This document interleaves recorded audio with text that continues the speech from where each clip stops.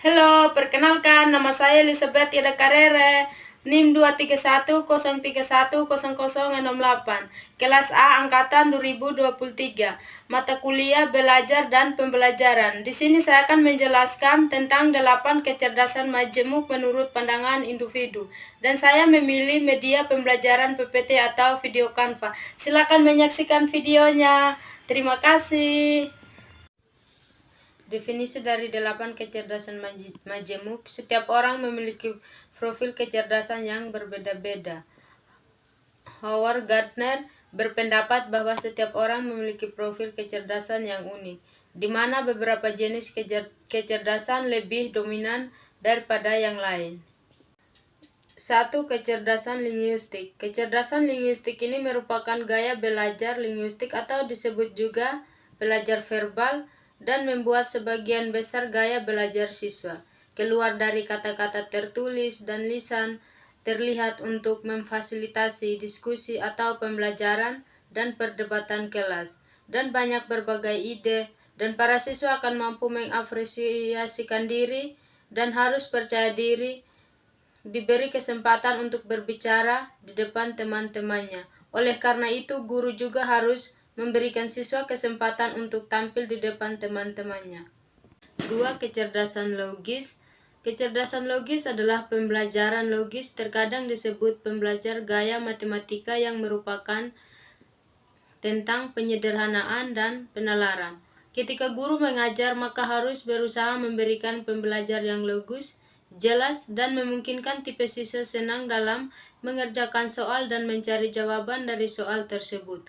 Peserta didik lebih menyukai pelajaran yang sangat objektif untuk menerima informasi melalui poin-poin daftar tugas, dan guru harus memberikan siswa kesempatan untuk berpikir secara strategis, dan juga pelajar yang logis dan sangat terlibat dengan masalah-masalah yang sulit, dan sebagian waktu mereka menemukan solusi atas masalahnya yang mereka terlibat, dan juga berusaha semaksimal mungkin lagi untuk mencari solusi untuk memecahkan masalah tersebut sehingga dapat menyelesaikan dengan baik.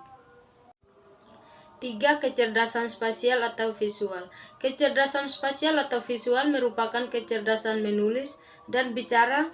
Oleh sebab itu, maka guru harus melanjutkan pembelajaran visual dan menerapkan untuk peserta didik di kelas selama bertahun-tahun, dan melakukan inventarisasi gaya belajar siswa, dan dapat mengatakan bahwa gaya belajar visual adalah suatu gaya belajar paling populer yang lebih disukai pembelajar visual untuk belajar melalui diagram alur pikiran siswa itu sendiri.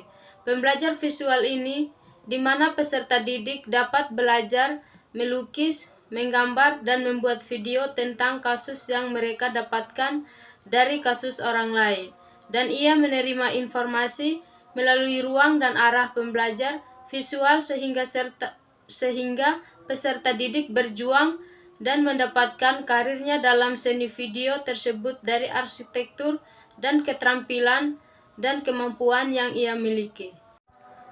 4. Kecerdasan musikal.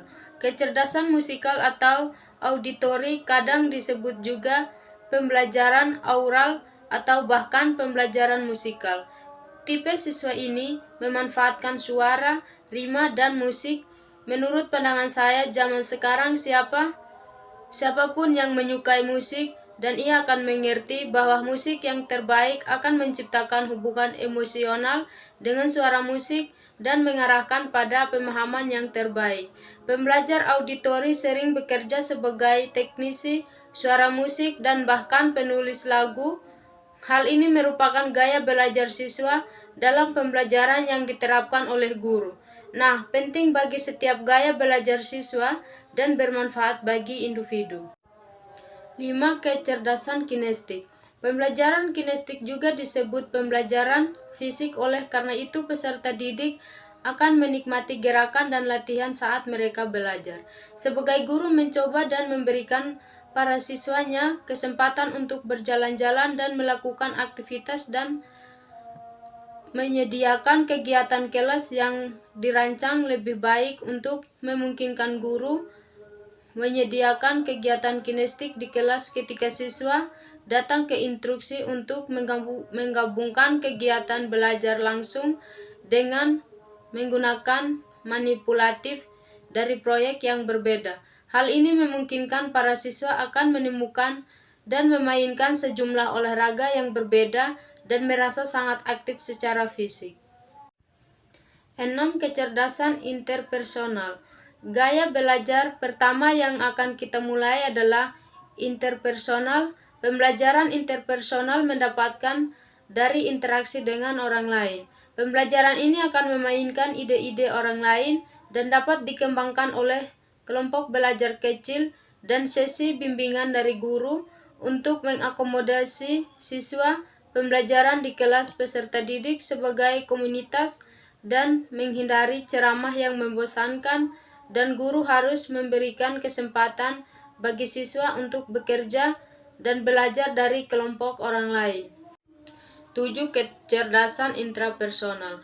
Selanjutnya, pembelajaran intrapersonal merupakan pembelajar juga disebut pembelajaran kemampuan memahami diri sendiri, karena peserta didik lebih menyukai lingkungan belajar tanpa interaksi, karena guru memungkinkan siswa menetapkan tujuan dan tugas untuk diri mereka sendiri, selain membiarkan mereka memilih topik mereka sendiri.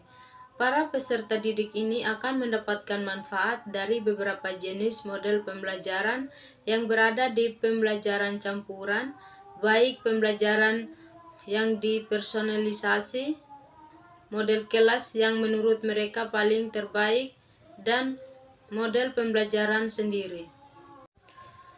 8. Kecerdasan naturalis. Kecerdasan naturalis adalah kemampuan untuk berinteraksi dengan alam, mengenali dan mengklasifikasikan flora dan fauna. Orang dengan kecerdasan naturalis biasanya peka terhadap alam dan lingkungan. Salah satu contohnya, seseorang peserta didik ketika dia sudah berada di lingkungan sekolah, maka langkah pertama yang dia lakukan adalah memperhatikan kebersihan halaman sekolah, menjaga dan melestarikan tanaman.